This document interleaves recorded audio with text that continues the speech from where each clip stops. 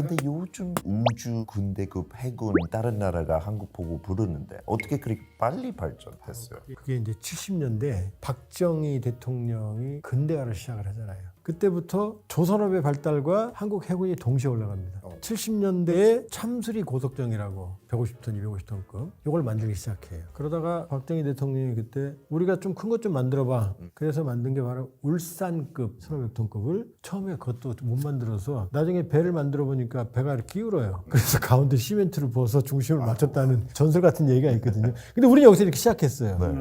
요게 얼마 전에 퇴역한 KDX-1 광개토 대왕함이었고 그다음에 이제 드디어 꿈의 이지스함 세종대왕함 세척 KDX 7600톤급 KDX-3 배치2 8200톤급의 정도돼. 이거는 미국 이지스함한테 뒤지질 않아요.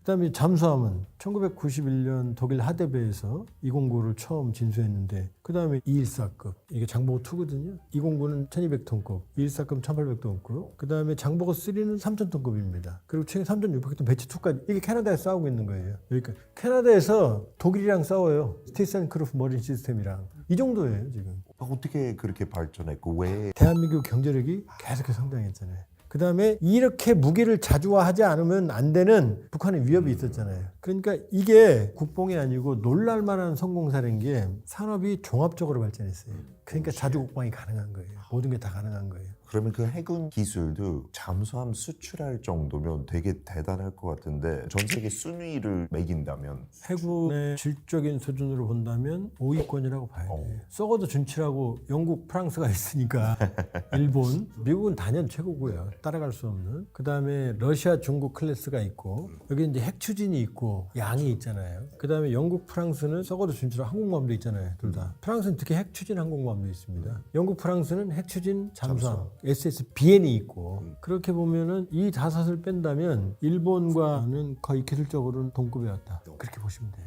그럼 거의 해군, 공군 세계에서 탑5? 거의 다 그러지 않나요? 그렇게 보면 돼요. 거기다가 또 하나 특징이 뭐냐? 한국은 바로 해병대입니다. 세계 3위 해병대. 진짜 TV에도 많이 나오는데 그런 출신들 근데 되게 멋져 보이는데 어쩐지 다들 고생하네요. 자랑해도 되는데 특징이 뭐냐? 여러분이 알고 있는 전통적인 상륙작전하는 해병은 포항에 있습니다. 1사단. 2사단은 어디 있냐? 김포에 있어요. 바로 옆이잖아요. 인천. 네네. 여기에 최강의 전력을 자랑하는 해병이 여기 있는 거예요. 왜? 바로 이 서울의 운명과 관계가 있어요. 서울이 뚫리면 끝이니까 최강의 전력을 자랑하는 해병대가 수도권의 측방, 측면을 방어하고 있는 거예요. 그러니까 한국은 세계 최강의 해병 전력이 수도를 방어하고 있다. 그러면 전쟁 나면 그게 제일 해군의 큰 역할이에요? 서울 지키는 거요? 아니죠. 원래 해병대는 상륙이잖아요. 그러니까 김포 백령도 쪽은 도서 지역이고 해병의 특성이 딱 맞는 곳이에요. 그러니까 서북도서를 방어하는 그러면서 서해안 쪽 측면을 방어하는 중요한 역할을 하고 있는 거고. 자, 그럼 포항에 있는 해병대가 왜 북한으로서는 무섭냐? 해병대의 특징은 뭐냐면 어디로 상륙할지 모르잖아요. 그럼 포항에 있는 해병이 움직이기 시작을 하면 북한군들은 북한의 동해를 어디로 들어올지 모르니까 곳곳을 지켜야 될 거 아니에요. 그냥 비상 상태로. 그러니까 포항에 있는 한 개의 사단은 인민군 수개, 훨씬 더 많은 몇 개의 사단을 동해 안에 묶어놓는 존재만으로도. 만일에 해병이 없으면 북한군은 동해를 비워놔도 상관없죠. 아무도 안 오니까. 근데 그 해병이 가만히 앉아서 오늘은 어디로 들어갈까 이 생각만 하면 북한은 오금이 저리는 거죠.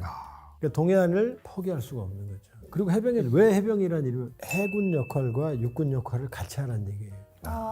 해병은 상륙을 하면 적은 기다리고 있단 말이에요. 적이 기다리고 있는데 상륙을 하려면 얼마나 어렵고 많은 희생이 있겠어요. 그래서 해병이 강인해야 되는 거예요. 그러니까 막강한 정신력과 막강한 체력 이게 있어야만 되는 거예요. 일반 보병보다 훨씬 더 강인해야 돼요. 여기서 안 끝나요. 다 올라갔어요. 거점을 확보했어요. 그러면 이제 후속 부대가 올 수 있는 마련이 될 거 아니에요. 그럼 이 후속 부대가 도착하면 먼저 내륙으로 진격해.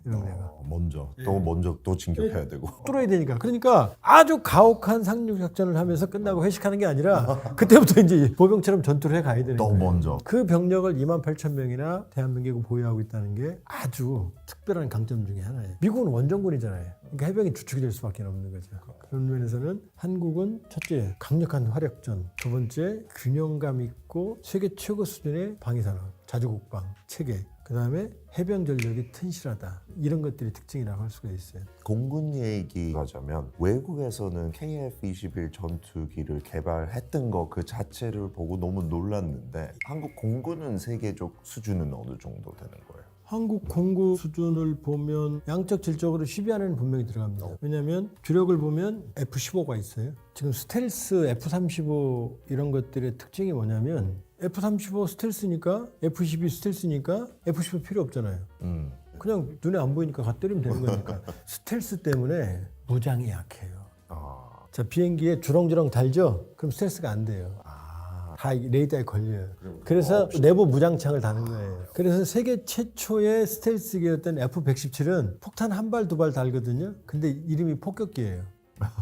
왜냐하면 딱 폭탄만 안에 넣고 떨어뜨리고 오는 거니까. 그래서 나이트호크라는 그 비행기는 바로 퇴역을 했어요. 그러니까 F-35나 F-22의 특징이 뭐냐면 F-22는 제공기예요. 공대공 미사일밖에 없어요. 그래서 퇴역을 시키려고 그러는 거예요. 유지비가 비싸니까. 그런데 F-15는 최대의 폭장량을 자랑하거든요. 주렁주렁 싣고 때려 부시거든요, 가서. 근데 F-35도 내부 무장창에 다 넣어버리면 몇 발 못 넣어요. 그러니까 초기에 적의 방공망을 제압할 때는 가서 때리고 요짓을 하는 거고 실제 쏟아붓는 건 F-15가 하는 거예요.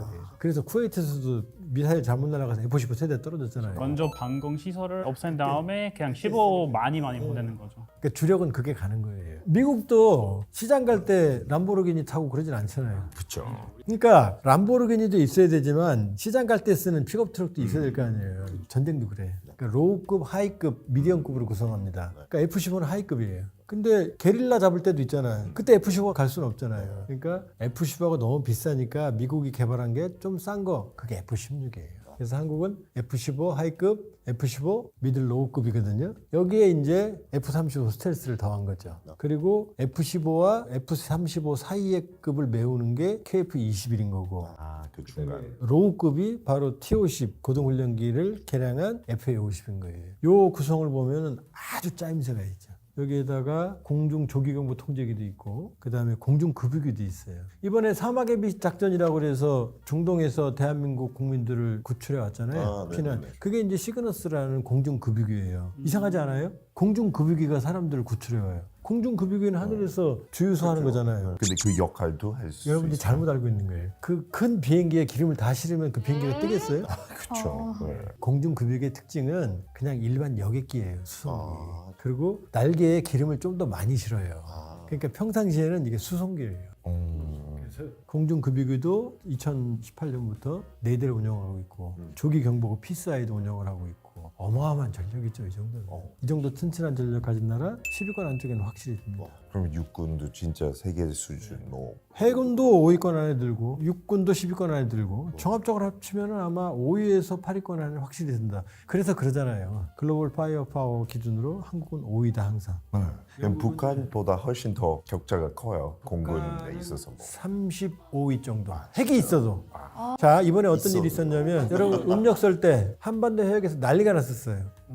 이번 연도요? 이번에 한반도 주변 해역에서 미군이 갑자기 대한민국 공군 보고 야, 설 때 공군 훈련하자. 그래서 국방부가 뭔 시방 뭔 얘기야. 설 땐 쉬어야 되는 거야. 이랬어요. 갑자기 했어요. 그래 알았어. 그러더니 B-52 전략폭격기 4대가 왔어요. 그래서 일본이랑 훈련을 했어요. 그랬더니 러시아가 북극곰 우리 푸틴 선배가 정보 수집기를 내려보냈어요. 자, 한, 미, 일, 러가 여기 엉켰죠? 그러니까 우리도 화들짝 놀라서 러시아가 내려오니까 우리 공군기가 떴어요. 긴장됐어요. 그 다음 서해에서는 오산에 있는 F-16 슈퍼 대대라고 있어요. 주한미군. 이 친구들이 갑자기 중국 차디즈 방공식별구역으로 가까이 갔어요. 그러니까 중국이 화가 나고 떴어요. 그러니까 우리도 F-16이 또 떴어요. 이것 때문에 지금 주한미군하고 뭐 시끄럽고 그랬어요. 그러니까 양쪽이 시끄러웠거든요. 아주 그냥 초긴장했거든요. 여기에 한 대도 비행기가 안 뜬 나라가 있어요.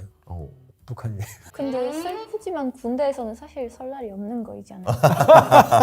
북한은 중요하나 봐요. 나 그때 안 뜨고. 북한은 띄울 수 있는 비행기가 없고. 진짜요? 옛날 뭐 미г 29, 28 정도밖에 안 미그 되니까. 29 정도가 있는데 미그 29도 생산된 지 40년쯤 됐는데 이것도 구형이고 다운그레이드고 부품 공급이 안 돼서 에어쇼 할 때만 항상 떠요. 이게 북한이에요. 전쟁은 돈이에요. 미제의 나라, 미제국주의 나라가 왜 센자? 미군들이 뭐 용감하고 뭐 애국심이 강하고 뭐 그건 잘 모르겠어요.